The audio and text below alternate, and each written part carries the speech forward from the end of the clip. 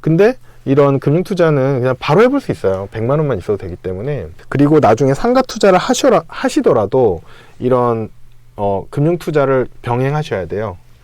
왜냐하면 여기에 몰빵하시면 나중에 굉장히 골치 아픈 상황이 발생하거든요. 이제 투자자분들이 가장 그 조심해야 될 부분 중에 저희는 이제 저희 투자자분들 말씀드린 게 이 소액 투자의 매력에 빠져 계신 분도 있어요.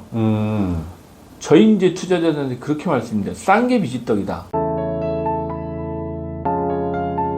저는 이번에 마법의 연금 굴리기라는 책을 최근 며칠 전에 이제 출간을 했고요. 지금은 대학원 박사과정에서 공부도 하고 있고, 네, 회사도 다니고 있고, 그래서 그런 쪽 연구하고 실제 투자도 하고 책도 쓰고 강의도 하고 있는 김성일이라고 합니다. 아, 네, 네네네. 제 아내도 이제 직장인이거든요.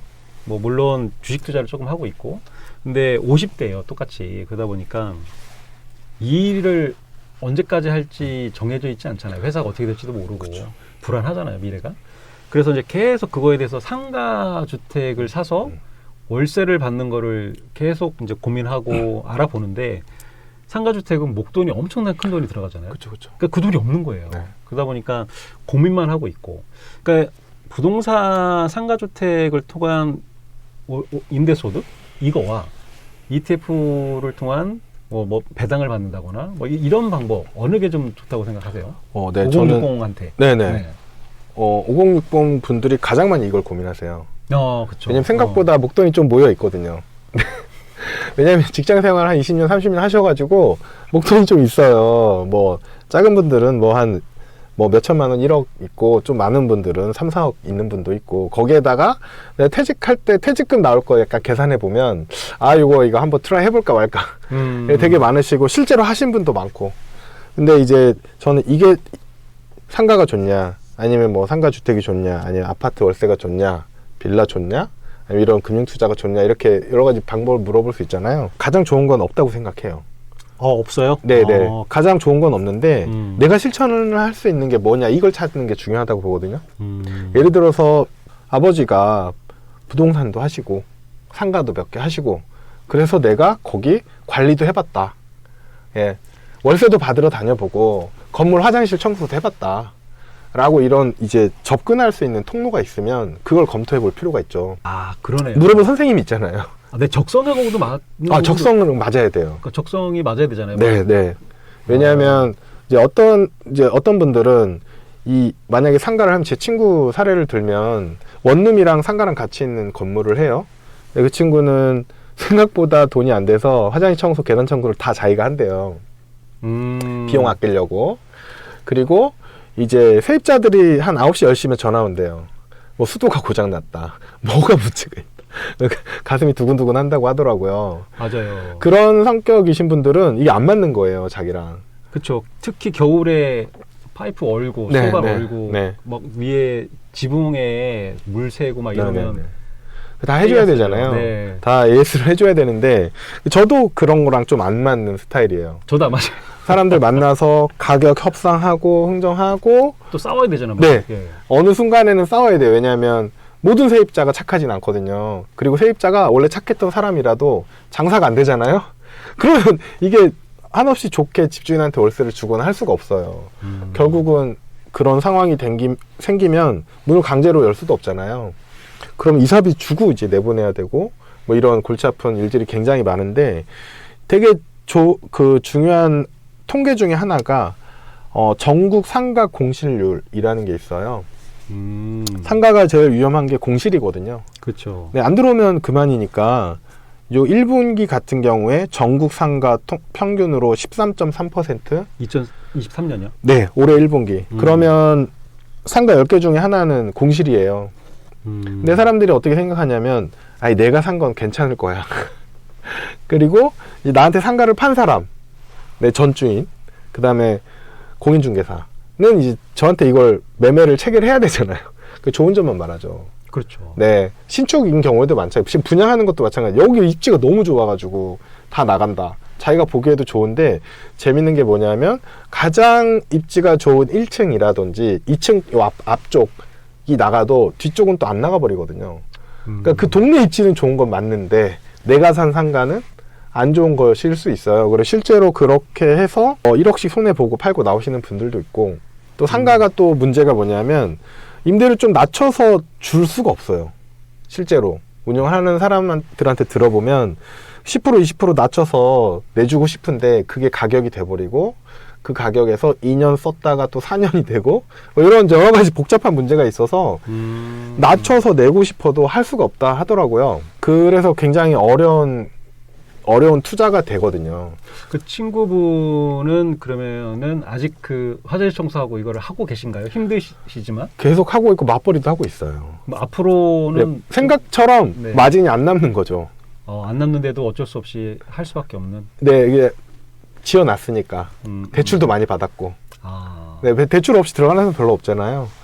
그래서 이제 그 친구 같은 경우에는 이제 아내가 열심히 회사를 다니고 있고, 네, 본인도 알바도 하고, 네, 계단 청소 이런 거 다 하고 이렇게 하고 있대요. 그래서 그 건물주의 삶이 그렇게 아름다운 것만 아니구나.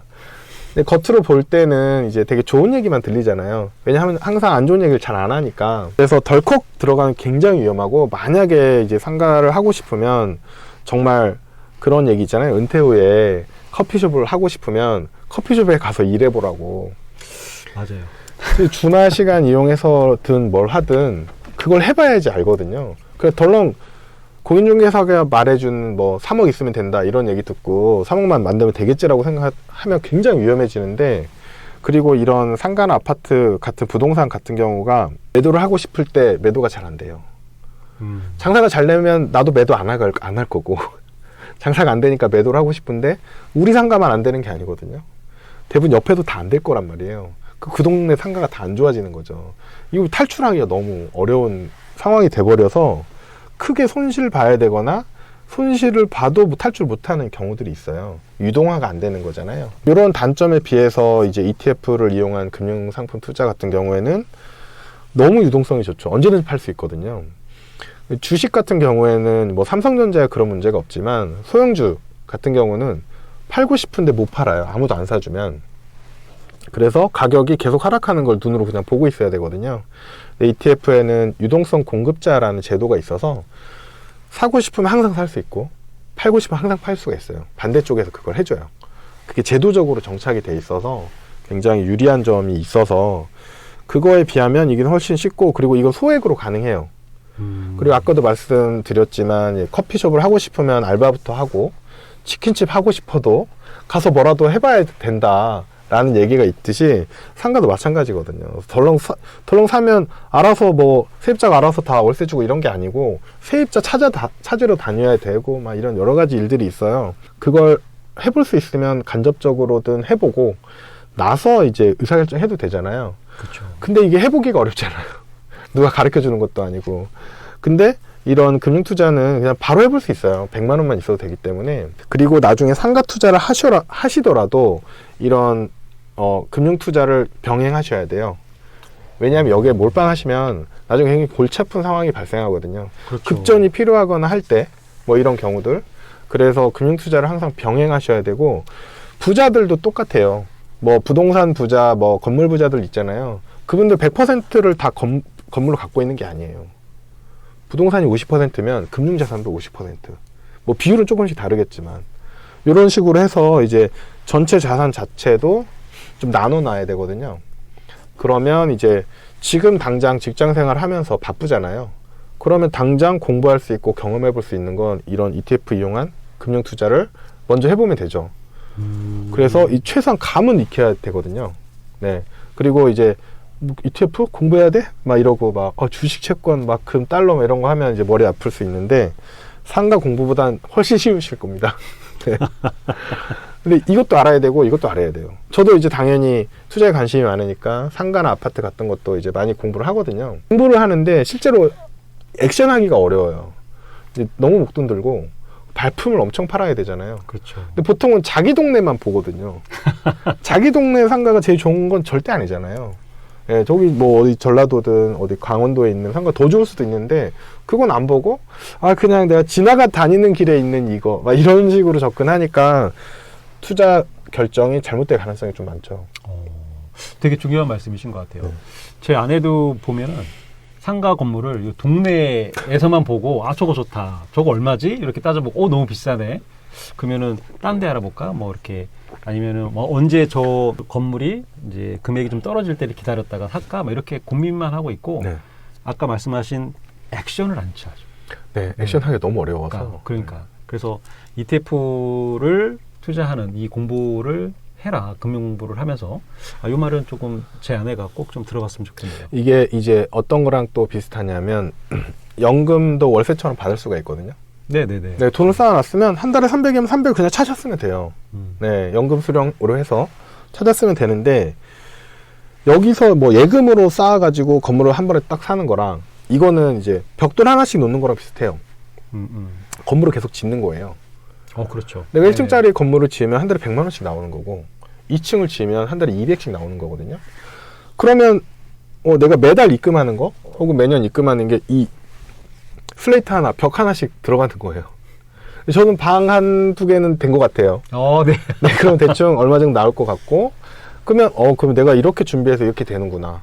그러면 방을 더 늘리면 되는 거잖아요. 그만큼만 저축을 더 하거나 길게 하면 되거든요. 그럼 이제 노후에 대한 막연함은 없어지죠. 막연한 불안감이 없어지죠. 네, 알겠습니다.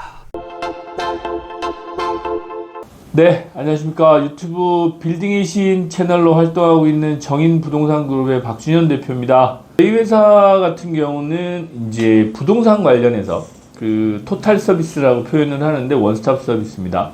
부동산 매매, 매매 관련해서 주택 쪽은 저희들이 좀 그 주 업종으로 하지는 않고요. 상업용 부동산 쪽에 매매 진행하는 부분, 그래서 중개법인이 있고요. 그 다음에 이제 저희들 그 개발 사업하는 P&D라는 PM 업무를 주로 하고 있는 그 개발 사업도 있고, 계열 법인으로 해서는 한 6개 정도 있고, 자체 개발 사업도 진행하고, 거기까지 하고 있습니다. 네. 그럼 현재 2023년 기준으로 지금 아까 직원이 몇 명이라고 하셨죠? 직원이 지금 25명 정도 되는 것 네, 같습니다. 25명이고. 네. 혹시 매출은 여쭤봐도 될까요? 올해 매출은 아직 집계가 안 돼서 정확히 네. 모르겠고요. 작년도 저희 한 140억 정도 되는 것 같습니다. 대표님이 생각하시기에 이 상가주택 투자, 월세 받는 거, 이거랑 ETF 투자를 통해서 배당 받는 거, 이거에 대해서 좀 어떻게 생각을 하시나요?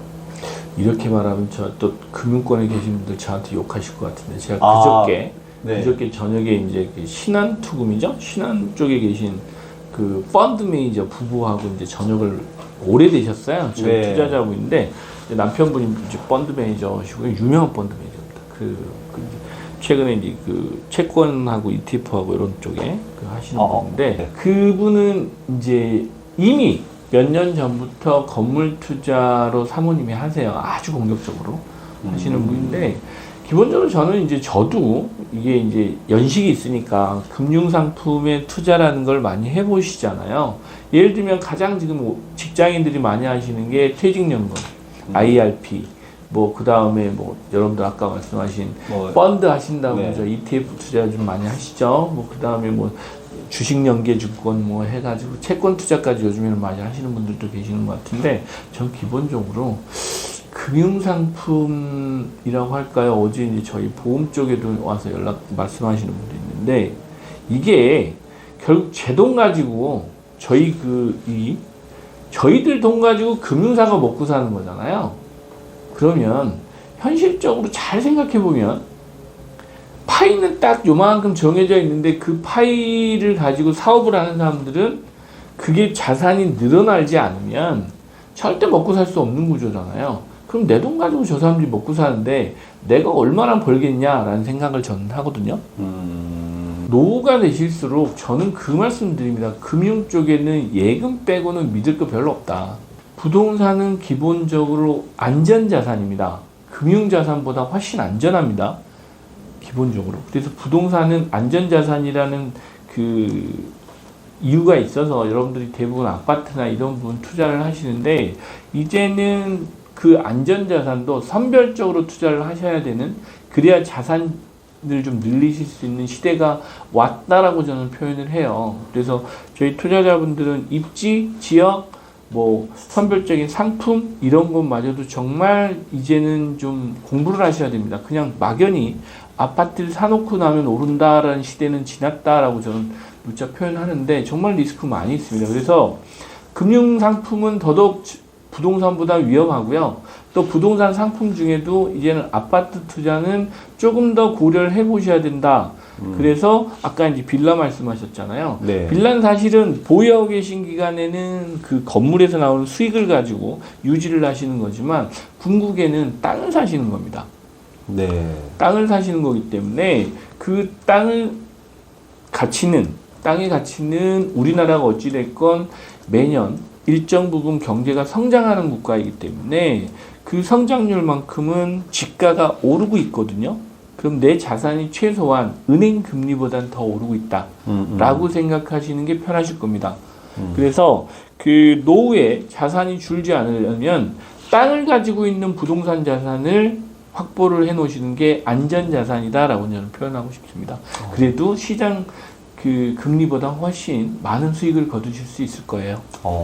그러면 이 땅을 사는 거다라고 생각을 좀 바꾸니까 이게 조금 불안감이 괜히 투자를 했다가 뭐 공실도 생기고 뭐 아니면 판매도 안 되고 해서 좀 손해를 많이 볼 것 같다는 이런 불안감이 좀 줄어들긴 하는데 근데 이제 ETF 투자는 소액으로도 시작을 할 수 있지만 이 부동산 투자는 좀 목돈이 많이 필요한 거라서 내가 자본을 좀 총알을 좀 준비를 하려면 뭔가 사는 집을 좀 정리를 할 필요가 있다라고 보시는 건가요? 어떻게 하면 좋을까요? 그 부분. 그 이제 투자자분들이 가장 그 조심해야 될 부분 중에 저희는 이제 저희 투자자분들 말씀드린 게 이 소액 투자의 매력에 빠져 계신 분도 있어요.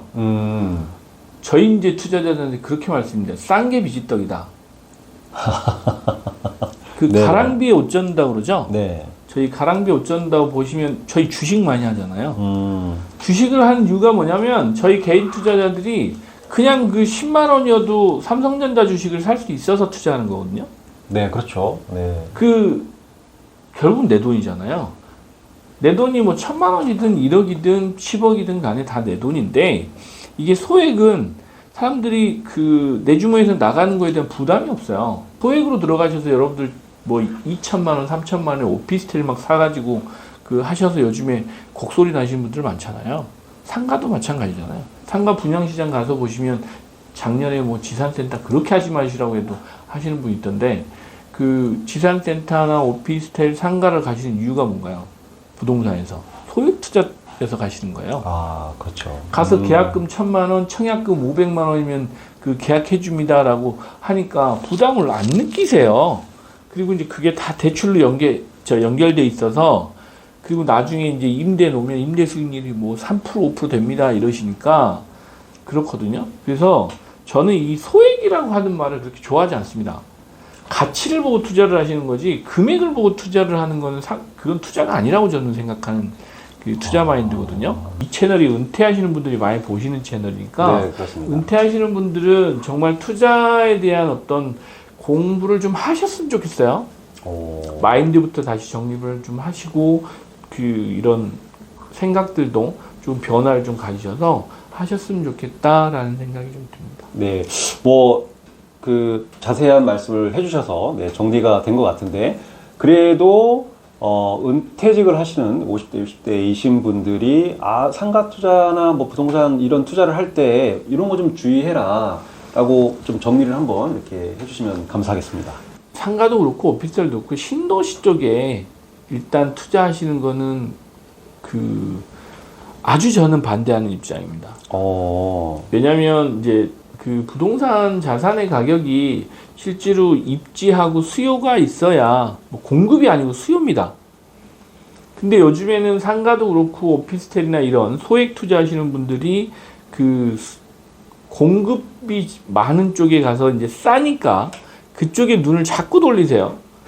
그래서 이제 그 최근에 뭐 지식산업센터도 마찬가지고 뭐 상가도 마찬가지인데 그 수요가 많은 지역을 좀 보셔야 됩니다. 그리고 상가 같은 경우는 최근에 보셨지만 기존의 신규로 분양하는 상가보다는 기존의 상권이 이미 만들어져 있어서 설사 권리금이 많이 붙어 있는 상가 있어요. 임차인들한테. 그런 상가가 좋은 상가입니다. 왜냐하면 초보자들이 들어가시기에는 비싸다고 생각하지 마시고요. 비싼 데는 다 이유가 있는 겁니다. 시장에서. 우리나라는 시장 경제잖아요. 자본주의 사회니까. 비싼 데는 다 이유가 있는 거니까 그게 좋은 겁니다. 그래서 상가가 수요가 많은 지역, 그리고 권리금이 많이 붙어 있는 지역으로 가시라고 말씀드리고, 또 하나는 최근에 이제 제가 굳이 상가를 들어가시겠다라고 하시면 강남 쪽에 대지 지분이 많은 재건축할 만한 구분 상가를 사시라고 말씀을 드리거든요. 구분 상가를 사시는데 대지 지분이 많다라고 하는 건 땅을 사는 효과도 있습니다. 땅을 사는 효과도 있고 그걸 재건축할 때는 돈이 좀 되기 때문에 이제 그런 투자를 좀 활용하시라라고 말씀을 드려요. 그래서 그렇게 하시면 많은 도움이 되실 거라, 뭐 투자하실 때 대지 지분도 꼭 보시고 가급적이면 신도시 쪽은 들어가지 마시라라고 말씀드립니다. 이 실제 지인 중에 퇴직을 하고 나서 상가를 투자를 해서 이제 월세를 이렇게 받는 구조를 만들어 놨어요. 그러니까 건물주가 이제 꿈이잖아요, 많은 분들이.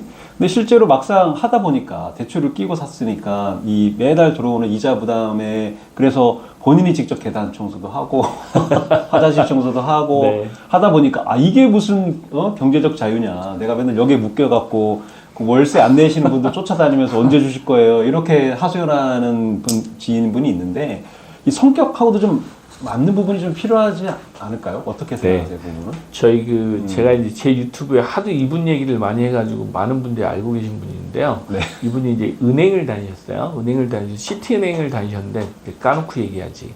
우리가 얘기하지. 누군지 아실 거예요. 그죠? 예, 그분이 이제 소액입니다. 10억 이하로 그 명태금을 받아가지고 그 이제 건물을 사셨습니다. 건물을 사셨는데, 그래가지고 이제 그거는 법인으로 샀습니다. 가족 법인을 만들어서 이제 사면서 대표이사를 이렇게 하시는데, 제가 그 얘기를 했습니다. 건물 샀더니 뭐 그 임차인이 전부 땅만 불나갔다고 불 갈아달라고 그러고, 뭐 청소 안 했다 청소해달라고 그러고, 뭐 고장 났다고 고쳐달라고 그러고 이런데요. 그래서 나는 건물주면 그거 고쳐달라고 그러면 기분 좋아서 건물주 폼 잡고 한번 가겠는데요. 제가 그랬어요.